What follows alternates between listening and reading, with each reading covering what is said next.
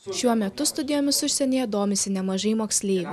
Mokslas Lietuvoje pakankamai brangus, todėl abiturientai ieško aukščiausios kokybės vakarų Europos universitetuose. Aš susidomėjau medijos ir komunikacijos studijom ir pasidomėjau, kad Lietuvoje šios studijos yra ne itin išplėtotos ir todėl noriu pabandyti savo jėgas užsienyje, bet to girdėjau, kad ten yra ir geros paskolų galimybės, ir studijos, ir tiesiog yra geros rekomendacijos iš tų studentų, kurie jau ten studijavo.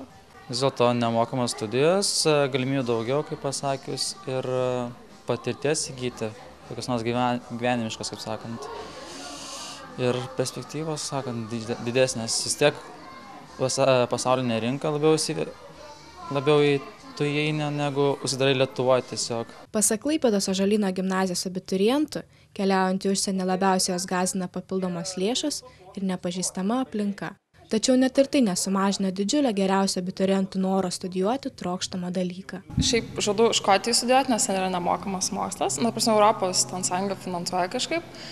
O Lietuvoje yra ta profesija, kurios noriu, tai yra medija arba žurnalistika. Bet tiesiog kažkaip girdėjau, kad geriau užsienį studijuoti, nes šiandien nėra tokia gera kokybė. Aš esu jau nusprendusi, į kurį universitetą noriu stoti, tai yra Anglijos mieste Sheffielde.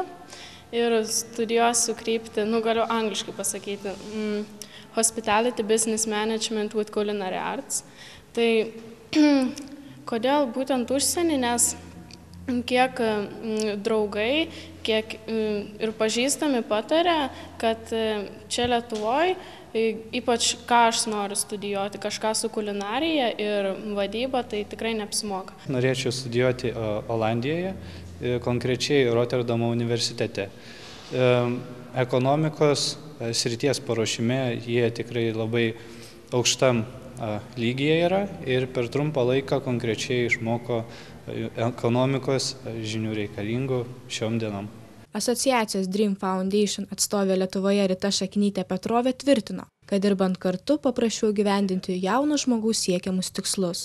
Pasak jos, stojimo procesas į užsienio universitetus yra lengvesnis, nei atrodo iš pirmo žvilgsnio. 3 paprasti dalykai. Einat į puslapį Vox.lt, susirandat kursą, kurį norit studijuoti ir pildot anketą ir viskas vyksta realiai internetu.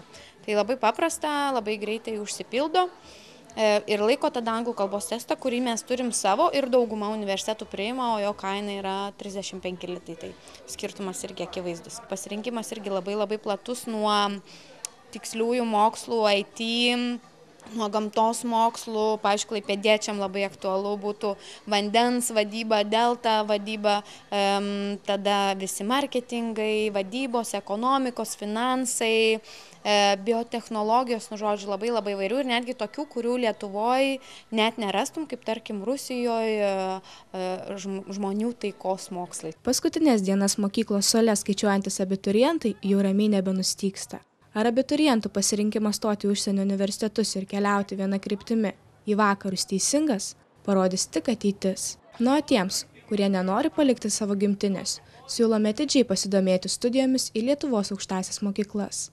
Prašymai studijuoti bus priimami nuo birželio 1 dienos.